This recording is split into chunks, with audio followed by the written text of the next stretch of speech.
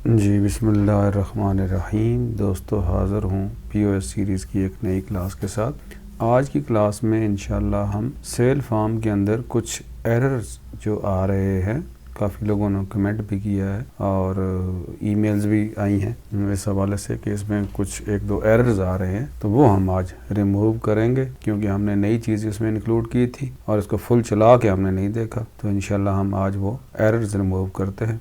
तो आए चलते हैं आज की इस नई क्लास की तरफ।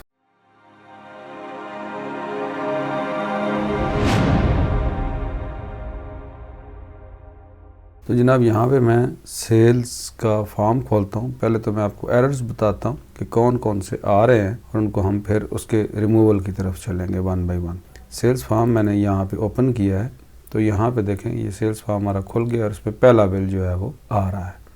अब पहला बिल है, यहाँ पे हम नया बिल बनाना चाहते हैं। वैसे तो हम यहाँ पे मेन्यू बनाएंगे, एक मेन मेन्यू, जिस तरह एक मेन डैशबोर्ड होता है, वहाँ से हम क्लिक करके ये एक नया फॉर्म खोला करेंगे। हर दफ़ा जब भी नई सेल हमने करनी होगी तो नया फॉर्म खुलेगा न्यू रिकॉर्ड मोड में। लेकिन यहाँ पे भी न्यू रिकॉर्ड मोड में खोलने के लिए हम इसको हमने ये बार सबसे नीचे, ये आप देखें ये वाली जो बार है ये हमने ऑन की थी, तो इसमें एक न्यू रिकॉर्ड का न्यू ब्लैंक रिकॉर्ड देखें आ रहा है। इसका जो बटन होता है इसमें न्यू ब्लैंक रिकॉर्ड हम खोलते हैं। तो जैसे ही हम यहाँ पे न्यू ब्लैंक रिकॉर्ड खोलते हैं तो यहाँ पे एक एरर आता है। सबसे पहले वो देख लें। ये मैंने क्लिक किया और यहाँ पे वो कह रहा है you can not add or change a record because the related record required in the table customers. अब यहाँ पे जब हमने नया रिकॉर्ड खोला तो हमने इसमें कंपलसरी रखा हुआ है कि कस्टमर भी ऐड हो और सेल्स टाइप भी ऐड हो। तो ये दोनों की क्योंकि नल है, तो नया रिकॉर्ड जो अब ऐड होता है तो वो नल को एक्सेप्ट नहीं करता। उसमें वो कहता है कस्टमर के अंदर अगर हम कस्टमर में लिख देते हैं उसके बाद वो सेल टाइप में भी हमें एरर देता है। तो इसलिए हमें इन दोनों का ये एक जो एरर है यहाँ पे, एक तो ये एरर रिमूव करना है हमने, और वो किस तरीके से करते हैं वो मैं आपको आगे बताता हूँ। ये पहला एक एरर हमारे पास आता है। उसके बाद पहले हम पूरे एरर्स देख लेते हैं, उसके बाद ओके आप करते हैं तो यहाँ पे आता है, इसको आप क्लोज करते हैं, फिर भी वो इसी को मांगता है क्योंकि यहाँ पे हमने कुछ नहीं लिखा हुआ। अगर आप यहाँ पे लिखने की भी कोशिश करते हैं, एक दफ़ा यहाँ पे क्लिक करते हैं ये फिर आता है, यहाँ पे ओके करते हैं फिर ये इसको पॉपुलेट करता है। यहाँ पे आप चुनते हैं तो फिर वो इसको चलाना शुरू कर देता है। तो हमारे पास ये एरर नहीं आना चाहिए यहाँ, पहली बात। दूसरा एरर, अगर फ़र्ज़ किया आप ये दोनों चीज़ें लिख देते हैं, यहाँ पे आप कोई भी आइटम नहीं डालते और उसको सेव एंड प्रिंट करके प्रेस करते हैं, कोई आइटम नहीं डाला हो, तो हमने एक लॉजिक बनाई थी कि अगर यहाँ पे कोई आइटम नहीं डला हो तो हम जब यहाँ पे सेव एंड प्रिंट पे क्लिक करें तो यहाँ पे मैसेज दे कि बिल के अंदर कोई आइटम नहीं है, तो आप इसको क्लोज विदाउट सेविंग यस करेगा तो यहाँ पे वो रिकॉर्ड आपका ये वाला रिकॉर्ड डिलीट होना चाहिए। 6 नंबर जो बिल है ये डिलीट हो जाना चाहिए और इसके अंदर ज़रा कोई आइटम नहीं है डिटेल के अंदर, तो मेन के अंदर इसको रखने का कोई फ़ायदा नहीं है क्योंकि जब 6 नंबर बिल हम रखेंगे, सेव करेंगे, इसमें कोई आइटम नहीं होगी, नेक्स्ट टाइम 7 नंबर बिल वो खोलेगा क्योंकि 6 तो हमारे पास हो चुके हैं। वो इसको एक कंप्लीट बिल तस्वर कर रहा होगा, लेकिन हम नहीं चाहते कि इसको कंप्लीट बिल नेक्स्ट टाइम जब ये क्लोज हो तो ये 6 नंबर बिल जो है वो डिलीट हो जाए और हम नए 6 नंबर बिल के साथ शुरू करें। नया वो 6 नंबर बिल ही है, इस चीज़ को असाइन, इस नए बिल को वो 6 नंबर ही असाइन करें। इसलिए यहाँ पे हम इसको डिलीट करना चाहते थे, तो मैं डिलीट करने के लिए यस प्रेस करूँगा तो अब इसको डिलीट कर देना चाहिए, ना कि ये बिल खुले, यहाँ पे ये खाली एंट्री आए और जब मैं क्लोज करूँगा फिर भी ये उसको डिलीट नहीं करेगा। यहाँ पे हमारी कोडिंग में कोई मसला है तो यहाँ पे हम इसको ठीक करेंगे इंशाल्लाह। ये दूसरा एक एरर था हमारे पास, तो इसको हम दुरुस्त करेंगे। तीसरा एक एरर मेरे पास आ रहा है, इसको मैं क्लोज करता हूँ, ज़बरदस्ती क्लोज करना पड़ेगा। यहाँ पे ये क्लोज हो गया, इसको मैं यहाँ पे सेल्स एंट्री और यहाँ पे उसने अच्छा वो डिलीट कर दिया है लेकिन वहाँ पे क्लोज नहीं किया था, इसीलिए हमारे पास 5 बिल्स ही हैं। अब तीसरा एरर मैं आपको दिखाऊं कि तीसरा एरर, मैं फिर सेल फॉर्म खोलता हूँ यहाँ पे। अब यहाँ पे देखें एक 1960 का एक यहाँ फाइनल अमाउंट आप देखें टोटल हमारा आ रहा है और 2000 कैश पेड है और 40 रुपीज़। अब ये आप बिल कंप्लीट कर चुके हैं तो अचानक कस्टमर आपको कहता है कि एक चीज़ वो और वहाँ से ले लेता है, इसको भी बिल में शामिल कर दें। जब नई चीज़ आप यहाँ पे ऐड करते हैं या स्कैन करते हैं, जो भी है, फ़र्ज़ के 1 kg में ऐड करता हूँ तो यहाँ पे 220 की एक आइटम ऐड हो चुकी है। टोटल बिल हमारा हो चुका है 2180। अब जब तक आप यहाँ पे कैश पेड को दोबारा लिखते नहीं हैं तो ये रिटर्न वाला जो है ना वो अपडेट नहीं होता। हालांकि जैसे ही हम ऐड करें कैश पेड के हवाले से इसको रिटर्न वाले को अपडेट होना चाहिए। अब वैसे तो नॉर्मल ये चीज़ है, कोई इतनी बड़ी मिस्टेक नहीं है, क्योंकि जैसे ही वो आपको यहाँ पे एक नई चीज़ लेगा तो यहाँ पे वो कैश आपको दोबारा से देगा और आप यहाँ पे दोबारा से टाइप करेंगे। फ़र्क है यहाँ पे 2200 आपने टाइप कर दिया तो यहाँ पे रिटर्न दोबारा वो 20 कर देगा। लेकिन जल्दी की वजह से हो सकता है ये आपसे मिस्टेक हो जाए कि यहाँ पे वो जैसे ही आप आइटम डालें तो इसको अपडेट करें। जिस तरह अब मैं डिलीट करता हूँ एरियल 1 kg की एक आइटम है, फ़र्ज़ किया वो काउंटर पे कहता है कि ये वापस कर लें, तो यहाँ पे मैं एरियल 1 kg को मैं डिलीट करता हूँ, यस करता हूँ, ये आइटम डिलीट होगी।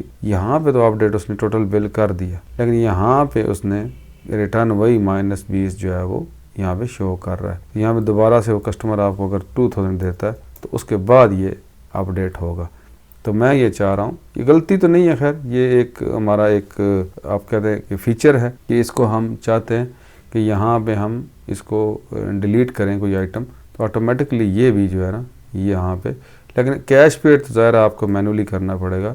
ये तो आपको ज़ाहिर जब कस्टमर एक कैश देगा तो आप यहाँ पे अपडेट करेंगे। तो बहरहाल ये हम चाहते हैं कि इस हवाले से, इस फाइनल अमाउंट के हवाले से ये अपडेट हो जाए। अगर नहीं भी होता तो कोई ऐसा मसला नहीं, जैसे ही कस्टमर आपको कैश देता है जब आप यहाँ पे एंटर करेंगे तो ऑटोमेटिकली वो जो है वो एडजस्ट हो जाएगा। अगर आप यहाँ पे 2200 करते हैं तो वो आपको क्लियर जो है वो यहाँ पे कर देगा। लेकिन टाइम मिलता है तो हम ये भी कर लेते हैं, अगर ना भी करें तो इसका कोई इतना बड़ा मसला नहीं है। लेकिन पहले वाले जो 2 एरर हैं वो हमने रिमूव करने हैं। उसमें ये है सबसे पहला एरर जो ये मैंने आपको बताया, जैसे ही हम नए फॉर्म पे जाते हैं, नए बिल पे जाते हैं तो ये हमारे पास एक एरर आता है। सबसे पहले हम इसको रिमूव करते हैं। मैं इसको डिज़ाइन व्यू में खोलता हूँ, यहाँ पे अब ये बार बार यहाँ पे वो एरर दे रहा है तो इसको हम रिमूव करते हैं। इसमें ये है कि क्योंकि कस्टमर जो है वो हमारे पास खाली है और सेल्स टाइप खाली है, तो यहाँ पे हम सिंपली क्या करेंगे, कस्टमर की डिफ़ॉल्ट वैल्यू हम यहाँ पे रख लेंगे और सेल्स टाइप की डिफ़ॉल्ट वैल्यू भी हम यहाँ पे रख देंगे कि जैसे ही नया बिल खुले तो डिफ़ॉल्ट पे आपके पास काउंटर सेल जो है वो आ जाए और सेल्स टाइप में कैश सेल्स आ जाए। तो कस्टमर को आप सेलेक्ट करेंगे, डाटा पे जाएंगे और यहाँ पे आपने डिफ़ॉल्ट वैल्यू जो है वो यहाँ पे हम अगर 1 देंगे तो इसका मतलब है काउंटर सेल्स जो है वो यहाँ पे आनी चाहिए। अब सिर्फ ये करते हैं, ये नहीं करते ताकि हम देखें कि इससे एरर रिमूव हो रहा है या नहीं। यस करते हैं, सेल्स फॉर्म नया खोलते। अब यहाँ पे जब मैं नया रिकॉर्ड खोलता हूँ देखें एरर आया, लेकिन इस दफ़ा एरर किस पे आया, you cannot add or change the because related record required in the table sales type. अब सेल्स टाइप पे एरर आया क्योंकि ये हमने डिफ़ॉल्ट कर दी, काउंटर सेल्स उसने खुद बहुत उठा लिया, लेकिन ये एरर अब सेल्स टाइप पे आया। अब सेल्स टाइप को भी हम डिफ़ॉल्ट वैल्यू रख देंगे काउंटर सेल्स और यहाँ पे कैश, तो ये एरर हमारा दुरुस्त हो जाएगा। यहाँ पे मैं इसको डिज़ाइन व्यू में खोलता हूँ, ओके करते हैं, ये डिज़ाइन व्यू में खुल गया। सेल्स टाइप को मैंने सेलेक्ट किया और यहाँ पे भी डिफ़ॉल्ट वैल्यू जो है इसको मैं 1 कर देता हूँ। अब हम इसको क्लोज़ करते हैं, यस करते हैं और सेल्स फॉर्म को दोबारा से चलाते हैं। अब मैंने जब नया रिकॉर्ड यहाँ पे खोला तो हमारे पास कोई एरर यहाँ पे नहीं आ रहा क्योंकि यहाँ पे उसको काउंटर सेल भी मिल चुकी है और कैश सेल्स भी मिल चुकी है।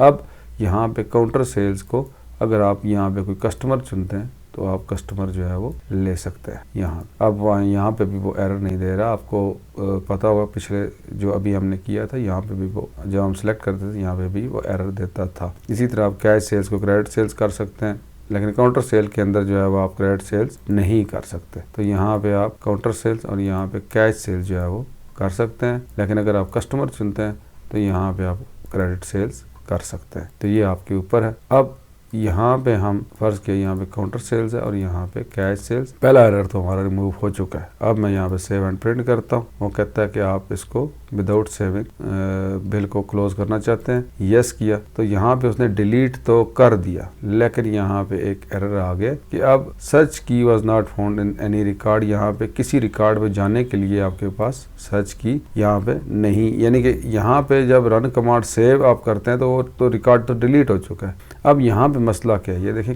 कोड ऑटोमेटिकली यहाँ पे खुल चुका। अब यहाँ पे मसला क्या है, यहाँ पे हमने इसको एग्जिट सब नहीं दिया है और आगे कोई कमांड नहीं दी है कि इसके बाद वो क्या करे। इस कोड को तो आप समझते हैं कि ये क्या, अगर आपने पिछली क्लासेस देखी हैं, ये कोड हमने लगाया था कि अगर आपके बिल में कोई आइटम मौजूद नहीं है तो वो आपको मैसेज दे कि your bill does not have any item in added in it, और मेन रिकॉर्ड जो हमारा सेव हुआ है सेल्स एंट्री के अंदर उसको डिलीट कर दे। अब ये डिलीट तो कर रहा है, लेकिन साथ ही इससे वो आगे निकल के रिकॉर्ड को सेव भी कर रहा है और ओपन रिपोर्ट बिल भी कर रहा है, क्योंकि यहाँ पे हमने इसको कहीं भी बाहर निकलने का रास्ता नहीं दिया है, क्योंकि वो डिलीट करे और आउट हो जाए, यहाँ से फॉर्म को क्लोज कर दे। यहाँ पे ये करने की ज़रूरत नहीं है, इसलिए यहाँ पे हम अपना कोड अमेंड करेंगे तो ये दुरुस्त हो जाएगा। अब यहाँ पे मैं क्या लिखूँगा, सबसे पहले तो मैं ये लिखूँगा कि जब ये रिकॉर्ड डिलीट हो जाता है तो फॉर्म को क्लोज हो जाना चाहिए, क्योंकि हम फॉर्म को उसको कह रहे हैं यूज़र को, do you want to close it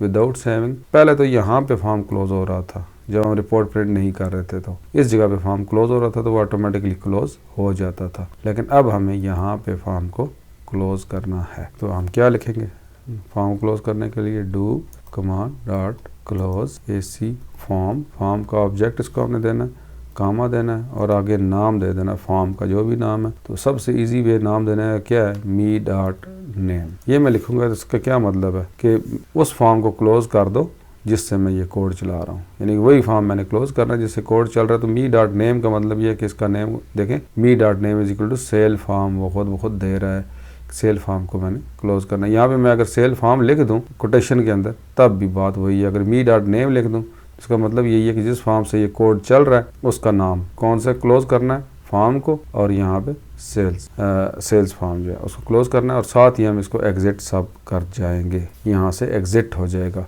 क्योंकि फॉर्म को क्लोज करने के बाद ये चीज़ नहीं चलनी चाहिए, यहीं से वो एग्जिट हो जाए, नहीं तो फॉर्म को क्लोज करेगा और फिर ये चीज़ें भी चला देगा। इसलिए यहाँ मैंने एग्जिट सब कर दिया है। अब इसको हम कंट्रोल S करते हैं, सेव करते हैं, क्लोज करते हैं, यस, इसको भी हम क्लोज करते हैं, दोबारा से चलाते हैं। अब यहाँ पे 5 रिकॉर्ड्स आए, छठा रिकॉर्ड आया। अब इसमें हमने किसी किस्म की एडिशन जो है वो नहीं की, कोई आइटम ऐड नहीं की, तो हम इसको क्लोज करना चाहते हैं। सेव एंड प्रिंट पे गया, your bill does not have any item added in it, do you want to close without saving, yes किया तो ये क्लोज हो गया।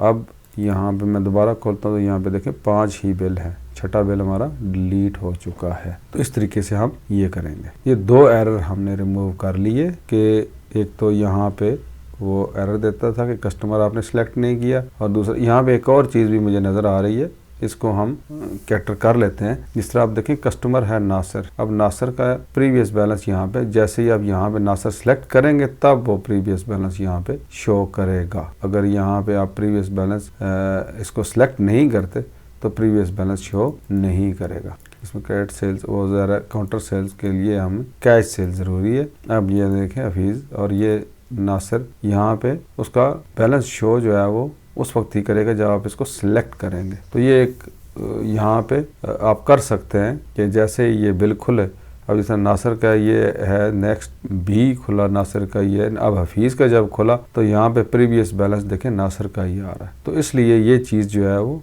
इसको भी हमने दुरुस्त करना है। इसको हम दुरुस्त करते हैं, सबसे पहले उसको दुरुस्त कर लेते हैं क्योंकि ये ज़रूरी है। अगर यहाँ पे कैश पेड और रिटर्न में कोई, इसको बाद में कर लेंगे, सबसे पहले हम ये दुरुस्त कर लेते हैं। देखें यहाँ पे जो आपने कोड लिखा है इसको दुरुस्त करने क्या कैसे दुरुस्त होगा। अब ये जैसे ही आप ये इसको चलाते हैं तो एक रिकॉर्ड से दूसरे के ऊपर जब आप जाते हैं, यहाँ से देखें 2 नंबर रिकॉर्ड के ऊपर मैं गया तो यहाँ पे एक इवेंट फायर होता है। इवेंट कौन सा फायर होता है, करंट इवेंट फायर होता है कि करंट जो रिकॉर्ड है वो चेंज होता है। जब मैं 3 पे गया तो देखिए यहाँ पे हफीज़ चेंज हुआ है तो करंट इवेंट फायर हुआ है। तो ये यहाँ पे जो कोड हमने लिखा है इसके अपडेट आफ्टर अपडेट इवेंट पे, इसी कोड को हम यहाँ पे करंट इवेंट में लिख देंगे तो ये चीज़ हमारी हो जाएगी। किस तरह से होगी देखें किस तरीके से होती है।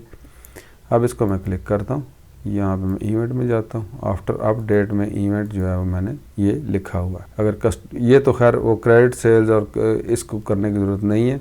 यहाँ पे हमने लिखा if me dot customer value is greater not equal to 1, अगर काउंटर सेल्स नहीं है तो ये काम करें। तो यहाँ पे मैं यही जो कोड है इस कोड को कॉपी करता हूँ। ये कोड मैंने कंट्रोल C कर लिया और इसको मैं क्लोज कर देता हूँ। और इस फॉर्म के जो मेन फॉर्म है, क्योंकि यहीं पे ये है, इस फॉर्म का करंट इवेंट जो है, ये करंट इवेंट पे पहले भी कोई कोड लगा हुआ है, वो है जनाब आपका करंट इवेंट पे ये देखें चेक करता है कि अगर me.new रिकॉर्ड है, अगर नया रिकॉर्ड आप खोल रहे हैं तो नया बिल जनरेट करता है। तो इसके साथ ही हम जो है वो यहाँ पे कर लेंगे, इसको कंट्रोल V कर देंगे। अगर एक तो नया बिल जनरेट करे अगर नया रिकॉर्ड है तो अगर कस्टमर नॉट इक्वल टू 1 है तो ये भी चला दे, नॉट इक्वल टू 1 है तो बैलेंस शो कर दे, और अगर 1 है यानी कि काउंटर सेल्स है तो उस पर 0 शो कर दे। इसको हम चला के देखते हैं। पहले बल्कि डीबग और कंपाइल कर लें, हम इसको क्लोज करते हैं, इसको चलाते हैं। तो यहाँ पे अब मैं नासिर का ये आ रहा है, दूसरा भी देखें नासिर का ही है, तीसरा देखें जैसे ही हफीज़ आया तो उसका बैलेंस 890 हो चुका है। तीसरा देखिए काउंटर सेल्स आया तो यहाँ पे बैलेंस क्या हो चुका है 0। फिर नासिर आया तो उसका बैलेंस यहाँ पे शो हो रहा है। अब पहली दफ़ा इसने कोई गलत बैलेंस दिया था शायद, मुझे नहीं आइडिया कि वहाँ पे वो कैसे उसने दिया। अब नया रिकॉर्ड है तो देखें यहाँ पे उसने 0 ही दिया अगर काउंटर सेल्स है तो। अगर मैं हफीज़ करता हूँ तो उसका, और अगर मैं नासिर करता हूँ तो उसका बैलेंस। और यहाँ पे मैं सेव एंड प्रिंट, और मैंने कोई इसमें आइटम ऐड नहीं की, यस करता हूँ। तो ये तो खैर हमने क्योंकि इसमें कोड अमेंड किया इसलिए ये इसको मैं सेव कर देता हूँ और रिकॉर्ड डिलीट हो चुका है। रिकॉर्ड इज डिलीटेड इसने दिया है यहाँ पे, देखिए अब नया रिकॉर्ड आया, इसको मैंने डिलीट किया और यस कर दिया और यहाँ पे वो डिलीट हो चुका है। अब हमारा वो भी हमारा जो है ना वो हो चुका है। यहाँ पे जो कस्टमर का जो बैलेंस था ये भी हमारा करंट इवेंट पे आ रहा है। अब यहाँ पे हमने ये करना है कि जैसे ही हमारी कोई आइटम ऐड हो तो हमारा जो बैलेंस रिटर्न है ये ऑटोमेटिकली अपडेट हो जाए। तो यहाँ पे जब हमारी आइटम ऐड होती है तो ऐड के ऊपर हमने यहाँ पे तो उस ऐड वाले जो इवेंट है उसको ट्रैक करना है। यहाँ पे जैसे ही इवेंट वो यहाँ पे हम जाते हैं ऑन लोड एंड करंट, जिसके डबल क्लिक इवेंट पे आपने ऐड आइटम का लिखा था, यहाँ पे से भी हम चेक कर सकते हैं, कोड खोल सकते हैं। अब यहाँ पे देखें ऐड आइटम जो है वो यहाँ पे आ रहा है। जैसे ही ऐड आइटम होती है तो ऐड आइटम में सबसे पहले मैं यहाँ से कोड आपका कॉपी करता हूँ। देखें यहाँ पे कैश पेड के ऊपर यहाँ पे हमने की अप के ऊपर एक इवेंट लगाया था कि जैसे यहाँ पे टाइप हो तो हमारा बैलेंस जो है वो रिफ्रेश हो जाए। यही कोड हम कॉपी करेंगे। ये देखें यहाँ पे हमने वेरिएबल बनाए हैं, dim final as double, cash as double, return, ये सारा कुछ जितना भी हमने लिखा है इसको हम कॉपी करेंगे, कंट्रोल C। इसी कोड को हम यहाँ पे जो ऐड आइटम वाला है सॉरी यहाँ पे बल्कि यहाँ पे मैं क्लिक करता हूँ, ये लिस्ट बॉक्स है इसके ऊपर हमने ऐड आइटम का जो है यहाँ से हम चले जाते हैं कोडिंग के अंदर और देखें ऐड आइटम हमारा जो है वो यहाँ पे कॉल हो रहा है। उसी ऐड आइटम के अंदर मैं आखिर पे जाके जहाँ पे देखें form, sales form, total bill, value, D sum ये कर रहा है यहाँ पे। तो यहाँ पे ये अपडेट हो रहा है ऐड आइटम के अंदर। तो मैं यहाँ पे इसको अपडेट यहाँ पे कर देता हूँ, यहाँ पे कंट्रोल V करते हैं और ये हमारे पास आ चुका है। इसको मैं थोड़ा सा वक्फा देता हूँ ताकि मुझे पता चले कि मैंने ये वाला कोड जो है वो नया डाला है। ये देखें यहाँ इसको मैं करता हूँ डीबग, कंपाइल और यहाँ से चला के देखते हैं।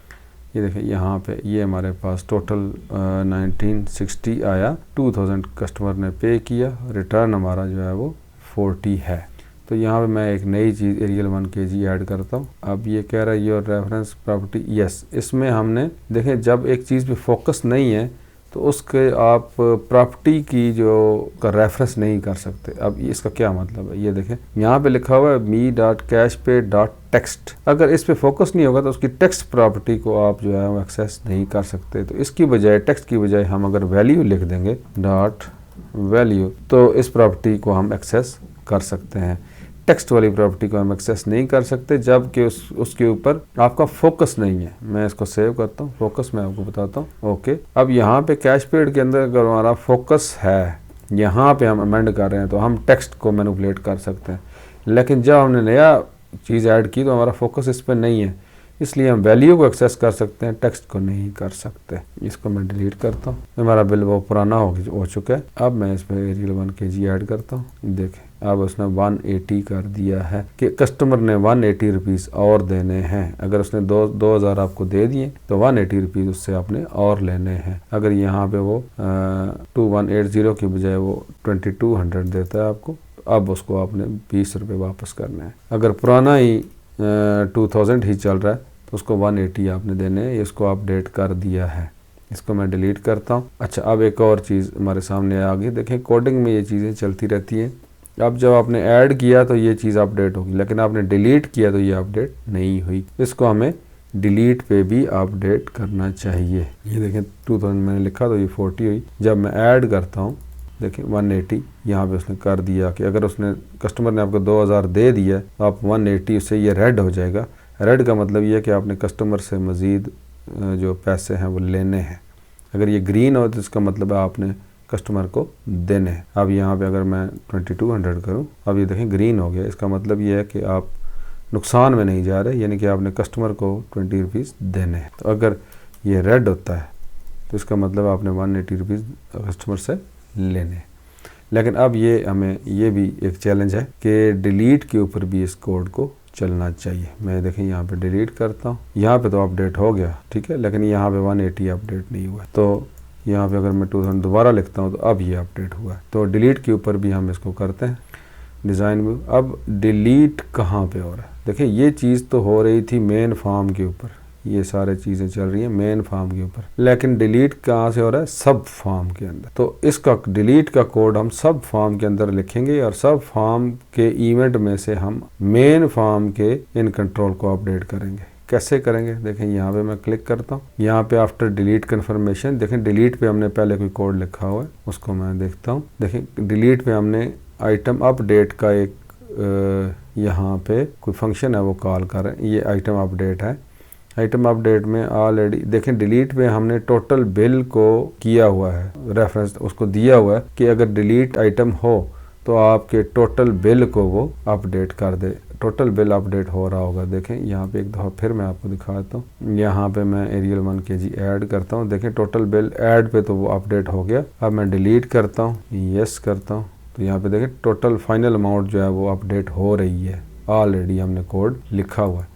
तो मैं डिज़ाइन व्यू में जाता हूँ, उसी कोड को फिर खोलता हूँ। देखें यहाँ पे हमने कोड आइटम अपडेट का वो लिखा हुआ है। तो इसी तरह का कोड हम उसी कोड को हम यहाँ पे पेस्ट कर देंगे, वो जो चीज़ है। लेकिन यहाँ पे इसको थोड़ा सा अमेंड करना पड़ेगा। अमेंड क्या करना पड़ेगा?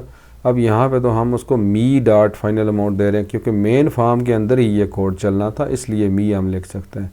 लेकिन यहाँ पे हम क्या कर रहे हैं? सब फॉर्म से मेन फॉर्म का कंट्रोल एक्सेस कर रहे हैं, तो उसका रेफरेंस देना ज़रूरी है। देखिए फॉर्म्स साइन एक्सक्लेमेशन आप दे दें या डॉट दे दें, एक ही बात है। तो ये फॉर्म्स डॉट सेल फॉर्म यहाँ तक जो है ये आप हर कंट्रोल के साथ लिखेंगे, तब आप मेन फॉर्म का कोई कंट्रोल एक्सेस कर सकते हैं। मैं इसको कंट्रोल सी करता हूँ। अब यहाँ पे फाइनल मी डॉट जहाँ लिखा हुआ है, इसको मैं कंट्रोल वी करके फॉर्म्स और सेल फॉर्म के साथ इसको रिप्लेस कर देता हूँ। यहाँ पे भी मैंने रिप्लेस कर दिया। उसके बाद जहाँ ये मी डॉट टेक्स्ट रिटर्न है, इसको भी मैं रिप्लेस कर दिया तीनों चारों जगह पे जहाँ है। अब इसको हम कंपाइल करते हैं, देखते हैं कोई एरर तो नहीं है, सिंटेक्स एरर कोई नहीं है। अब हम इसको चला के देखते हैं। देखिए वही पुराना वो आ रहा है, क्योंकि ये अपडेट नहीं हुआ था। यहाँ पे मैं 2000 लिखता हूँ, ये मैंने लिख दिया।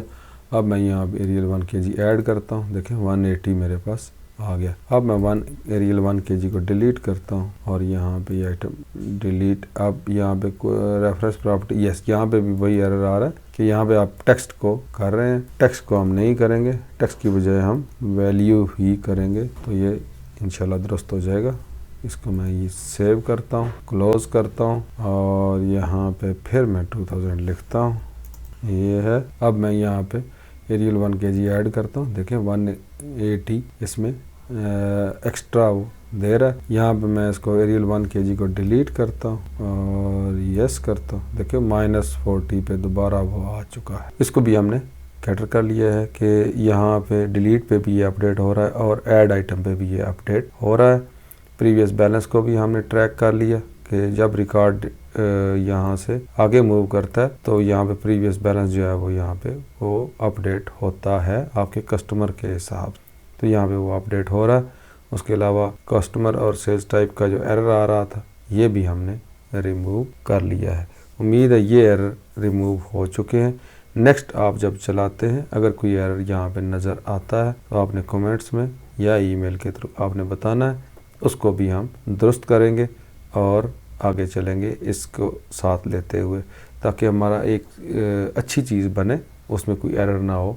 अगर आप यहाँ पे बल्क में यहाँ पे बिल बनाएं और फिर उसको देखें कि यहाँ पे कोई इसमें एरर तो नहीं आ रहा। देखें यहाँ पे प्रिंट किया और यहाँ पे क्लोज हम कर रहे हैं। अब जब हम मेन मेन्यू बनाएंगे तो फिर आपको सही क्लियर होगा कि ये बिल क्लोज हो जाएगा और उसमें जैसे ही हम सेव एंड प्रिंट करेंगे तो हम इस फॉर्म को भी क्लोज कर देंगे। जस्ट आपकी रिपोर्ट आएगी, यहाँ पे ये बिल आएगा, इसको आप क्लोज करेंगे तो मेन मेन्यू खुला होगा। जैसे ही नया कस्टमर आता है आप क्लिक करेंगे तो ये फॉर्म एक नए मोड में खुल जाएगा, नए जो एक नया बिल बनाने वाले मोड में खुल जाएगा। तो वहाँ पे आप नया बिल जो है वो बना सकते हैं, जिस तरह यहाँ पे हम करते हैं। ये एक नया बिल बनाने वाले मोड में खुल जाएगा। यहाँ पे बल्कि हम कोशिश करेंगे कस्टमर ऐड करने का भी ऑप्शन दें अगर कस्टमर ऐड आता है, लेकिन ये जब आपके पास मेन्यू खुला होगा तो आप यहाँ वहाँ पे कस्टमर को ऐड कर सकते हैं। यहाँ से इसको आप क्लोज करें और मेन मेन्यू में चला जाएगा। मेन्यू के अंदर से आप कस्टमर नया ऐड करें और फिर बिल बनाना शुरू करें। तो उम्मीद है दोस्तों आज की क्लास आपको पसंद आई होगी। अगर क्लासेस पसंद आ रही हैं तो चैनल को ज़्यादा से ज़्यादा सब्सक्राइब करें और बेल आइकन प्रेस करें। बहुत शुक्रिया। अल्लाह हाफिज़।